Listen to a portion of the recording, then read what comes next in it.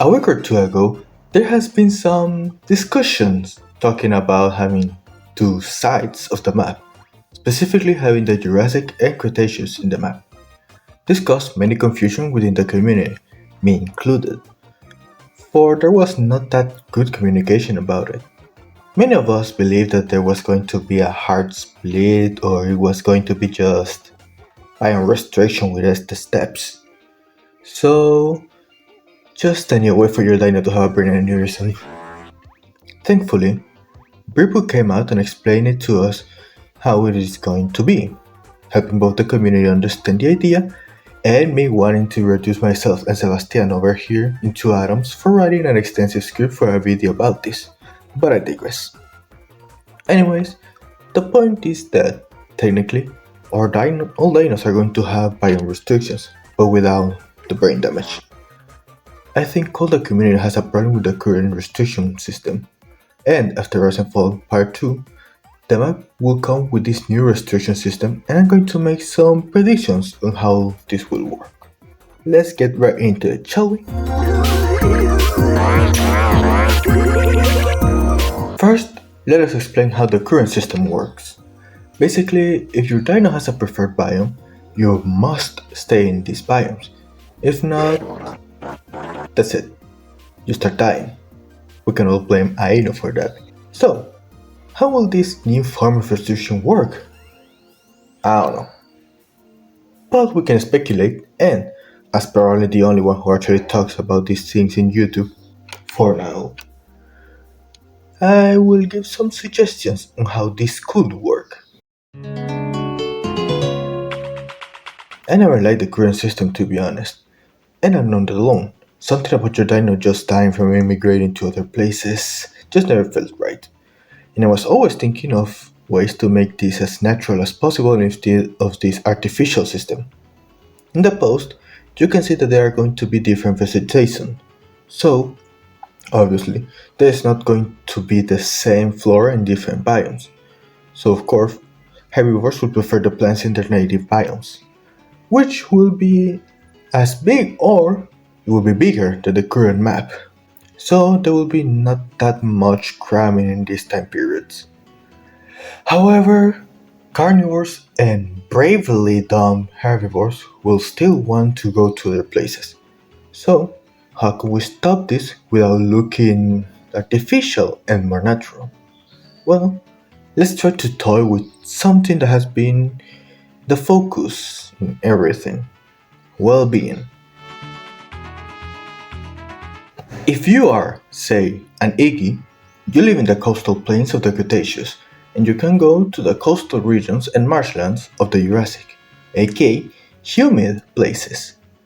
Acro will be in the northern parts of the map, aka cold and less humid places. You see where I'm going with this? Add some sort of humidity to the well-being, not something like separate that you have to take care, but something that correlates with the temperature well-being, which, let's be honest, it doesn't work at all. It's just over there for us to get out of that sweet 0% well-being. So, when you go with E to more arid places, your temperature well-being will go down. Without you going down, you prefer temperature. Also, the temperature well-being should change name to comfort, where you need to check for your temperature, being near-headed dinosaur predator, as well as the ambient temperature. This will affect your food, water, and vision, just like the normal well-being before. The humidity should be like a hidden stat in the menu, just showing the levels of humidity in extremely low for some sort of primarily arid environment, low, medium, humid, and very humid for the different biomes.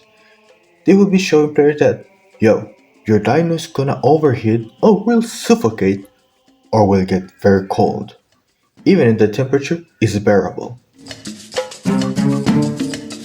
There are apparently some migratory dinosaurs, like sauropods, hadrosaurs, and two carnivores, being the Yang and Vista. So there will be some sort of migration, quote unquote, system.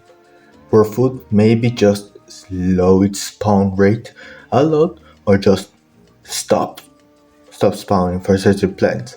So the dinos have to move away from these sanctuaries that will always exist, but whatever, into, well, more dangerous places.